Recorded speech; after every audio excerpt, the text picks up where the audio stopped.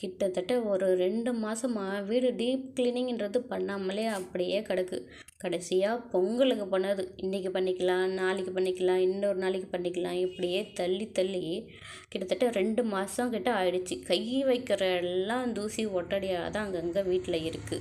இப்படியே விட்டாலும் வேலைக்கு ஆகாது. நமக்கு வேலைன்றது வீட்ல எப்போ பார்த்தாலும் இருந்துக்கிட்டே தான் இருக்கும். அதுக்குன்னு டைம் ஒதுக்கி ஒரே நாள்ல எல்லா வேலையும் செஞ்சு முடிக்கணுன்றது நமக்கு கஷ்டமா இருக்கனால வீட்டு வேலையும் பார்த்துக்கிட்டு கிளீனிங் வேலை கொஞ்சம் கொஞ்சமாக பார்த்துக்கலான்னு இன்றைக்கி செய்ய ஆரம்பிச்சிட்டேன். பையனை ஸ்கூலில் விட்டுட்டு வந்ததுக்கப்புறம் ஒரு 2, 3 தோசையை ஊற்றி சாப்பிட்டுட்டு கொஞ்சம் பசி அடங்கினதுக்கப்புறம் தான் நம்மளால் வேலை செய்ய முடியும் இல்லையா? சாப்பிட்டு முடிச்சதுக்கப்புறம் இந்த பாத்திரத்தெல்லாம் கழுவிட்டு நம்ம வீட்டிலேயே இருக்கிற இடத்துலையே அதிகமாக டஸ்ட்டு சேர இடம்னா நமக்கு வேலை அதிகமாக இருக்கிற இடமும் இந்த கிச்சன் தான். டஸ்ட்டு ஒட்டடை எல்லாம் அதிகமாக சேர இடமும் அந்த கிச்சனாக தான் இருக்கும். அதனால முதல்ல கிச்சனை க்ளீன் பண்ணிடலான்னு எல்லாத்தையும் க்ளீன் பண்ண ஆரம்பிச்சிட்டேன். நமக்கு உடம்பு நல்லா இருக்கும்போது எல்லா வேலையும் இழுத்து போட்டு மொத்தமாக செஞ்சு முடிச்சிடலாம். ஆனால் ஒரே நாளில் எல்லா வேலையும் இழுத்து போட்டு செய்யும்போது நமக்கு உடம்பும் டயர்டாகிடும், உடம்பும் முடியாமல் போயிடும் இல்லையா? அதனால நமக்கு உடம்பு நல்லா இருக்கா, எல்லா வேலையும் முடிஞ்ச வரைக்கும் இழுத்து போட்டுட்டு ரெஸ்ட் எடுக்கணும். உடம்பு முடியல, டயர்டாக இருக்கிற நேரத்தில் ரெஸ்ட் எடுத்துடலாம். இருக்கிற வேலையை அப்படியே விட்டுடலாம். ஏன்னா வெளியில் வந்து யாராவது உள்ள வீட்டுக்கு வந்தாங்கன்னா அவங்க பார்க்குறவங்க என்ன நினைப்பாங்க?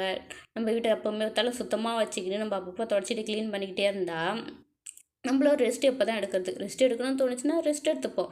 உடம்பு நல்லா இருக்கிற அன்றைக்கி எல்லாத்தையும் எடுத்து போட்டு சேர்க்கலாம். ஏன்னா நம்மளை குறை சொல்கிறவங்க எப்போ பார்த்தாலும் சொல்லிக்கிட்டே தான் இருப்பா. அவங்க வீட்டெல்லாம் போய் பார்க்கும்போது தான் தெரியும் அவங்க வீடு எந்த நிலமையில இருக்குது, எப்படி வச்சுருக்காங்கன்னு. ஆனால் இருந்தாலும் அவங்க வீடு எப்படி இருந்தாலும் நம்மள அவங்க குறை சொல்லிட்டு தான் இருப்பாங்க. இப்போ வீடு இருக்கிற நிலமை இப்படி தான் இருக்குது. எங்கே வச்சாலுமே ஒட்டடை ஒரே தூசியாக இருக்குது. அதனால் ஷெல்ஃப்லாம் க்ளீன் பண்ணதுக்கப்புறம் தான் எனக்கு திருப்தியாக இருந்தது. கையோட கிச்சனை கவுண்டர் டாப்பையும் க்ளீன் பண்ண ஆரம்பிச்சிட்டேன். இந்த பாட்டில் டப்பாலாம் இருக்கு இல்லையா, அதெல்லாம் எடுத்து ஒரு ஓரமாக தொடச்சி வச்சுட்டு இந்த ரேக்கையும் நல்லா தொடச்சிட்டு திரும்ப எல்லாத்தையும் அடுக்கி வச்சதுக்கப்புறம் பார்க்கறதுக்கு தான் அப்படியே பளிச்சுன்னு இருக்குது. க்ளீன் பண்ணுற அன்றைக்கி அப்படி தானே இருக்கும். அப்புறம் நம்ம திரும்ப எல்லாத்தையும் எடுக்க வைக்கிறதுக்கும் போகிறதுக்கும் திரும்ப பழைய நிலைமைக்கு வந்துட்டு திரும்பவும் க்ளீன் பண்ண வேண்டியது தான். கையோட இந்த பெட்ஷீட்டும் துவைக்காமல் இருந்தது, அதையும் பெட் கவரையும் துவைச்சி போட்டுடலான்னு அதுவும் துவைச்சி எடுத்து வந்து காய போட்டுட்டேன். இன்னும் இருக்கிற 2, 3 பெட்ஷீட்டையும் மொத்தமாக எல்லாத்தையும் துவைச்சி போடலாம் பார்த்தா கிளைமேட்டை நம்பவே முடியல. நல்லா சுள்ளுன்னு வெயில் அடிக்குது. திடீர்னு பார்த்தா அப்படியே ஒரு மாதிரி மழை வர மாதிரி கிளைமேட் சேஞ்ச் ஆகுதா? சரின்னு ஒரே ஒரு பெட் கவரை மட்டும் இன்றைக்கி துவைச்சி துவைச்சி போட்டுட்டேன். செடிக்கும் தண்ணி ஊற்ற வேலை அப்படியே காலையிலேருந்து இருந்தா சரி இன்றைக்கி தண்ணி ஊற்றலான்னு தண்ணி ஊற்ற ஆரம்பிச்சிட்டேன். முதல்ல ஒரு 2 செடி வச்சுருந்தேன்.